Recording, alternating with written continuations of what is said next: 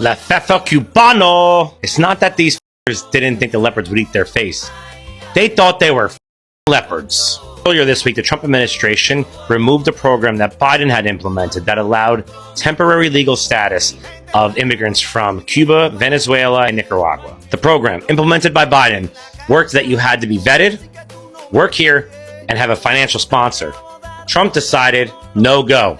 And 530,000 people who came here for temporary legal status to work are now going to have to leave. Their status has been revoked and they will have 30 days to get out. So the Cubans for Trump, how'd this work out for you? That red wave that went through Florida, you could ride that all the way back to Cuba. We tried to tell you. I don't understand. Folks from Cuba that want to avoid an authoritative communistic regime like Castro somehow gravitate to the Republicans. Look at these assholes down here.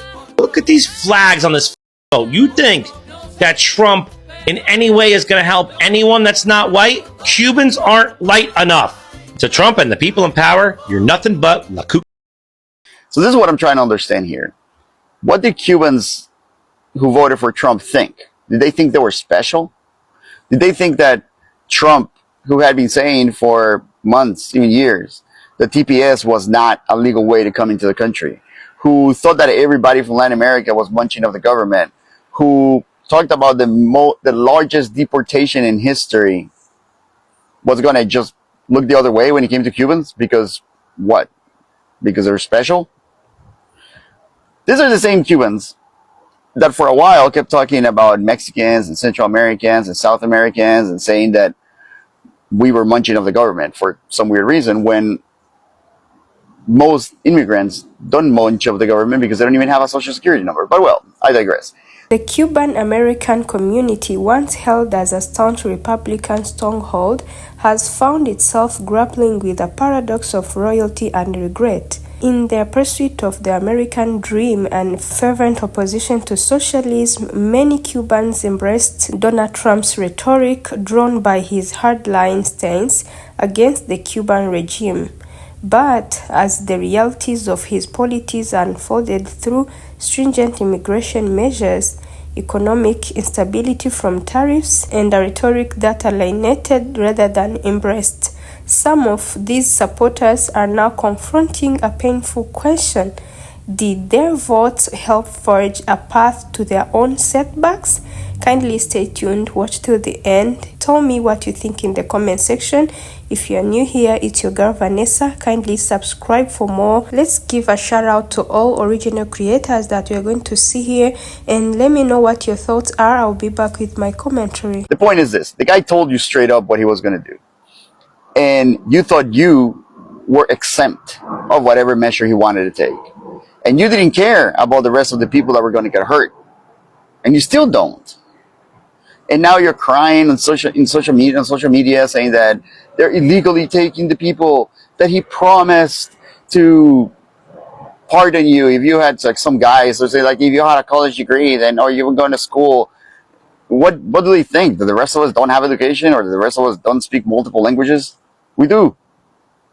And most of us work hard and have an organized life. It's not like Cubans are the exception to everybody else. That's what happens. When you feel you're special like this, for no valid reason whatsoever, then when reality sets in, it feels like a brick right across your face. So you're in the find out phase. Because you guys voted for this, and you guys supported this. You guys supported a guy who put the embargo back on your island. And now the people that you have down there are suffering. Now you can't go visit him anymore. And on top of that, you're getting deported over there. So you voted for the guy who set up the embargo to send you back again to that embargo that you escaped from. So don't come crying. I'm Alex. This is my rant, and I'm out. This question is for Cuban Americans and Cuban Americans only. I'm going to say it with my whole fucking chest. I'm going to say it in English because I know you understand me. Because you're a U.S. citizen who just voted for this piece of shit human trash can in the White House right now. How can you look your family members in the eye? You know, the family members that you just brought over from Cuba, that you just helped bring over here in the last 2 years with Biden's CBP1 program. How can you look them in the eye and tell them that you love them when you voted for the mother who just, with the stroke of a pen and a memorandum in the last 48 hours, has completely invalidated their immigration status? How can you look them in the eye and tell them that you love them when their humanitarian parole may no longer be valid? When their I-94, you know, the legal visitation process that they went through to come to the U.S. to change their status after they're here for a year, that immigration process, that legal immigration process, how can you look them in the eye and tell them that you love them when you are the reason they no longer have immigration status in this country? No, because people need to get here the right way. First of all, I'm not even going to talk about how the you got here, but your family members did get here the right way, did they not? Because they came in through the CBP-1 program, a Biden-era program that was put together by his administration in the last couple of years for specific countries so that they could come here the right way, so that they could come to the border and enter the United States legally.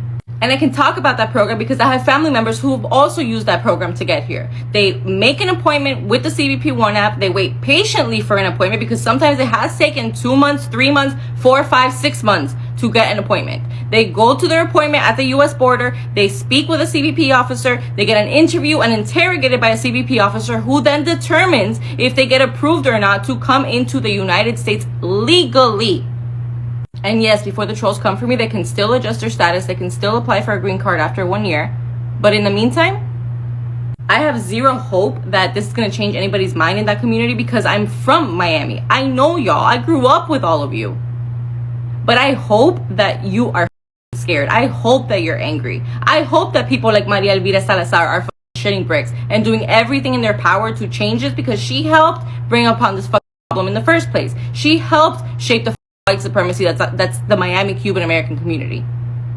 I hope that your minds are changing just a little bit and that you're starting to question your choices because we told you so. You might be white in skin color, but in this country, you are a other. You are not American to them.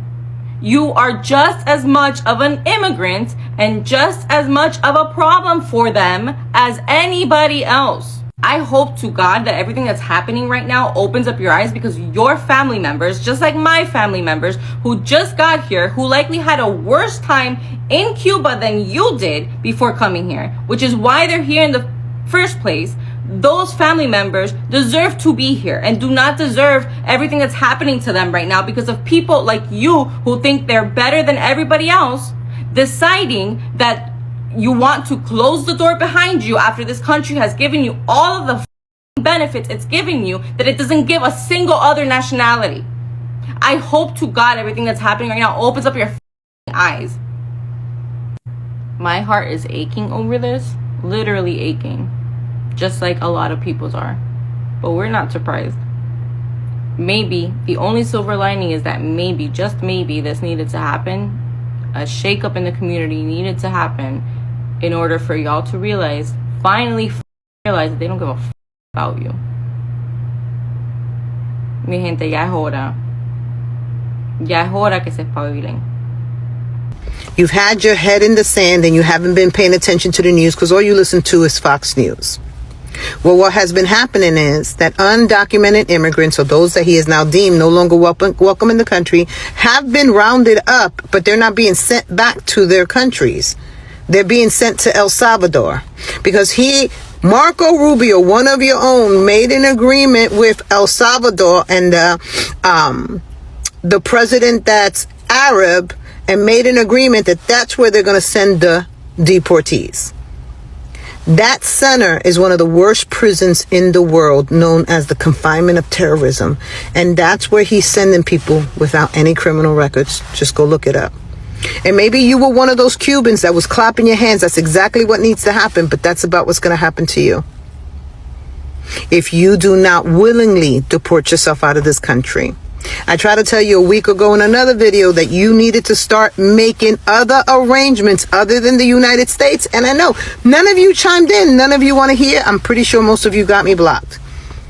You need to put your girl down as somebody you need to listen to, because what I've said to you up to date is absolutely accurate as I called it.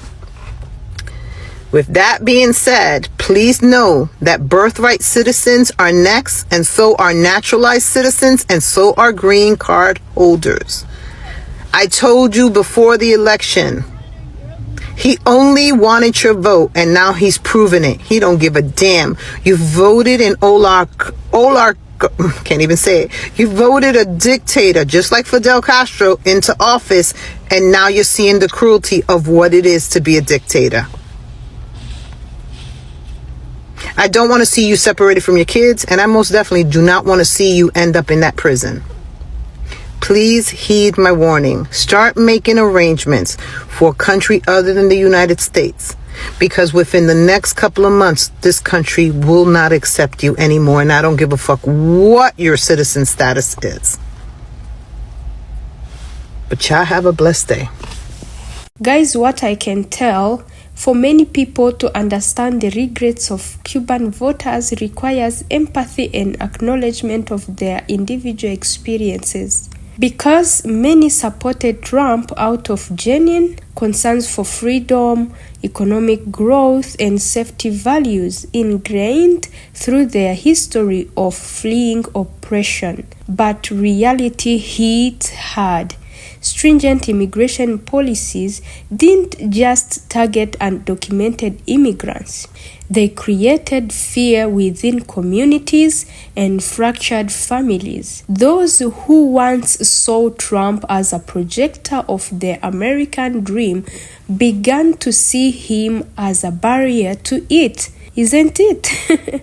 Because people were just thinking about economic policies, but tariffs meant to boost Americans' industries often resulted in higher cost for working class communities, including Cuban Americans striving to establish themselves in their new country. Dreams of prosperity turned into struggles to make ends meet.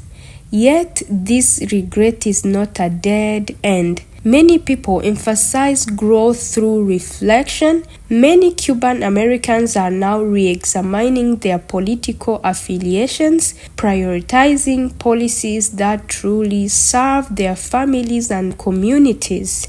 And that dialogue is powerful. Instead of shaming those who feel betrayed by their own vote, we must seek to understand their perspective and promote inclusive discussions.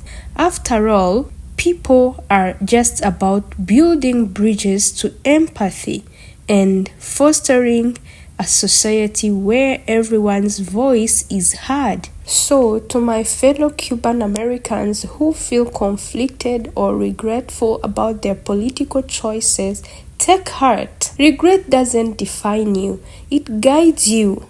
Now is the time to harness that reflection and turn it into action. First, seek out the truth by staying informed, not just through mainstream media, but by listening to diverse voices within our community. Attend town halls, engage in community meetings, and make your voice heard. Second, support leaders and policies that truly reflect our values of freedom, family unity, and economic opportunity. Evaluate candidates not just by their promises, but by their action and how their policies impact our everyday lives. Third, build coalitions. Join forces with other communities that share our struggles and aspirations. Collective action can drive real change, especially when rooted in empathy and mutual understanding.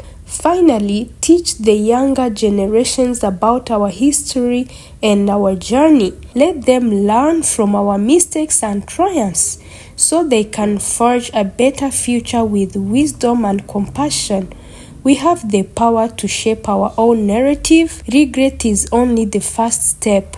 Resilience and collective action will take us the rest of the way. So I can conclude by saying that hopeful scenes of Cuban Americans engaged in community dialogue, young people advocating for change, scenes of unity. Regret can be painful, but it can also be transformative. For many Cuban Americans, it's a chance to reflect, to to reassess and to strive for a political environment where their voices are valued. From the heartbreak of regret grows the opportunity for change grounded